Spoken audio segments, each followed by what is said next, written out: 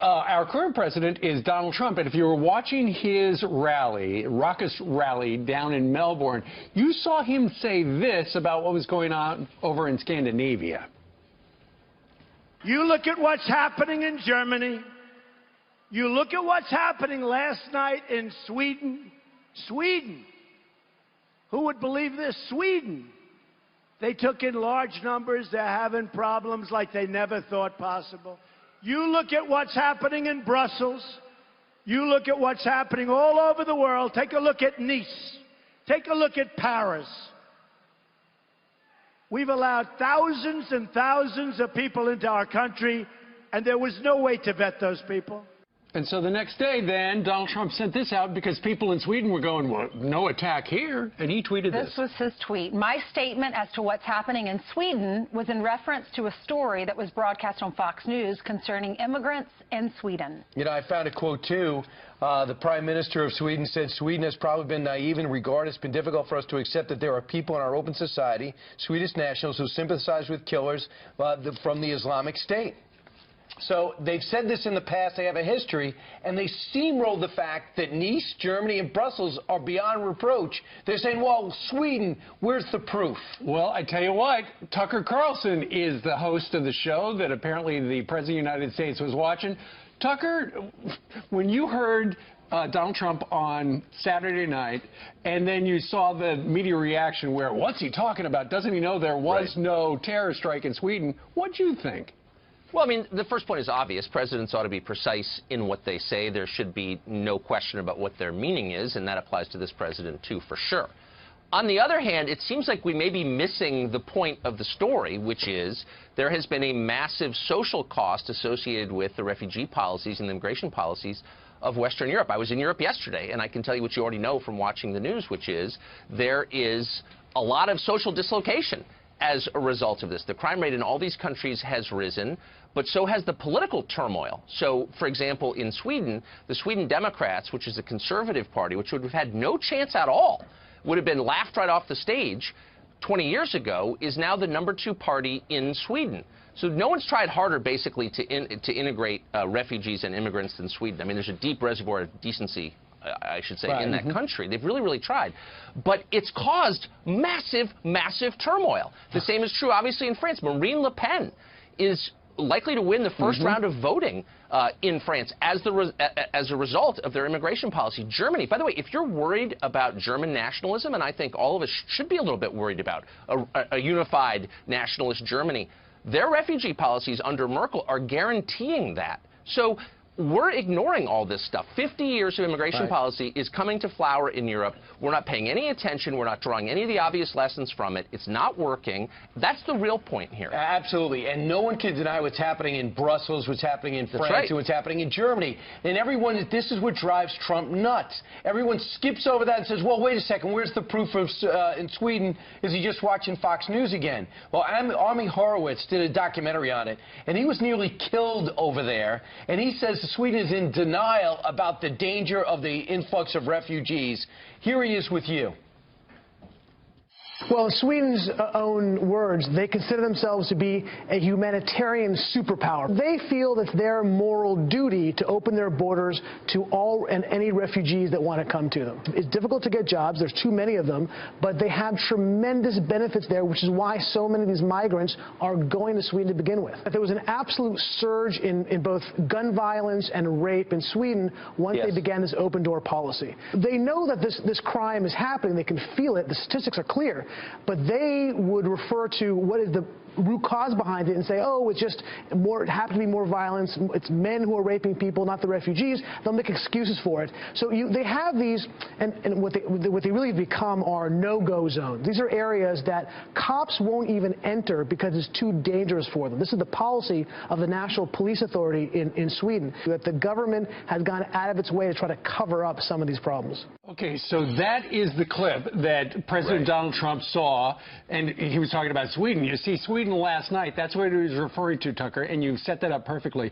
Meanwhile, mainstream media went crazy about it. Here's a snippet of that. European leaders, they're kind of baffled by President Donald Trump, and not just by his off-the-cuff remarks about Sweden that you mentioned, but also, and more important, by his confusing and contradictory foreign policy so far. He seemed to allude to a terror attack in Sweden, despite there being no such attack. Did he really put what he sees on TV over what he should be learning from intel briefings? Okay, so that summarizes perfectly. They missed the point. There's trouble in Sweden.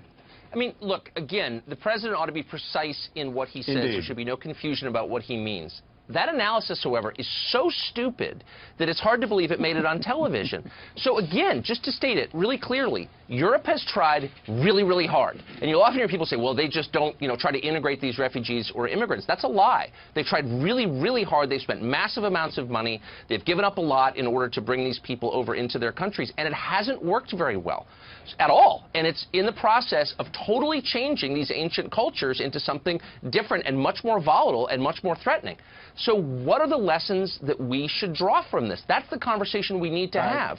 And good for Trump and good for anyone else who raises at least that question. Let's have an honest conversation about how you bring tons of people in and make them fully vested in your society. If they can't do it, how are we going to do it? Well, Tucker, you were on this couch when Angela Merkel decides I'm going to open the door to 1 million refugees. And if she looked at the person leading the charge, had the biggest heart and the smartest mind, a cutting-edge leader, and now she's on her political heels and might be calling it quits in politics because of that, and she's changed her policies. Donald Trump criticized her early and was criticized for it. Now he ended up right. Look what's happened in France. Sadly ended up right. Now, Sweden, you've enjoyed these last couple of days ridiculing our new president, right? Congratulations. You now have a microscope. We're going to take a look at what's really going on over there, because I see a list of a lot of things that are happening, and we're going to find out how the people of Sweden feel about the influx of refugees. Have they meshed in, or are they suppressing some crime figures? Well, of course they are. And look, all of this is a reaction to the Second World War, and everyone in Western Europe is terrified of European nationalism. And you can understand why, and we should be a little worried about it, too.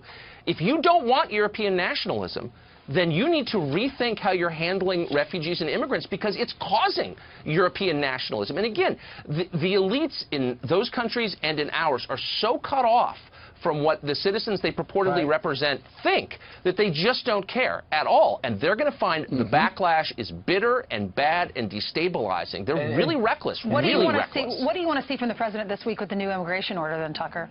I'd like to see, above all, the president and his staff explain clearly and calmly what it means for American citizens, what it means for citizens of other countries trying to come here, and more important, most important, why we're doing it. Because, by the way, that has majority support in this country. Sure. Okay, if you explain it. Right. Tucker, and speaking of explaining things, that's the job of the media, to try to explain what's going on in the world. But regardless of, what the president was talking about, you knew that there was going to be a media freakout because, as he has talked about and as many have observed, the media have become like an opposition to whatever President Trump says. It's just the way it's working these days. Look, it's fine not to, they're offended by Trump. Okay, fine. But there are some core issues underneath all of this that, by the way, propelled Trump to the White House in the first place. And those are worth discussing. The problem here is that nobody in Washington, in the press or the permanent political class, has just taken a weekend to think through, how did this happen? Why did voters do this?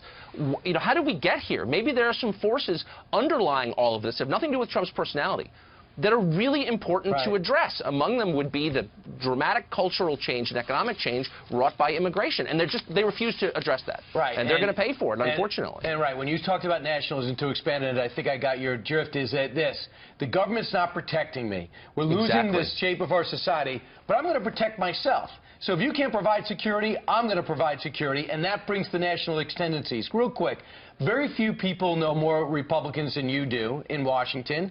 So is it true, do you think, that Donald Trump is not hiring people that were not loyal to him during the campaign? And is it also true that some don't want to hop in to this with some label a chaotic White House? Where's the truth there? Well, there's a lot of truth in the second one, that there are a lot of people who are hesitant to jump in because they think it is chaotic over there, and I think it is, by the way. It's totally untrue that the Trump administration is not considering people who are disloyal. I mean, look at the people he's met with. One of the first people he met with was Tulsi Gabbard, a left-wing Democrat from Hawaii. So he's brought a ton of people in who don't agree with him, and I think that, I think he should. But I also think there is the sense that, you know, that things are volatile over there, and that makes it harder to hire people. Yeah, that is a problem. Surely, because in the beginning days of every administration, there are always some fits and starts. Yeah. No doubt about Tucker, don't take any offers, all right? We finally got you a slot that you can do very well in. Why, thank you, Brian. Thanks, Tucker. Great to see you. You're the best, Ainsley. Thank you, Tucker.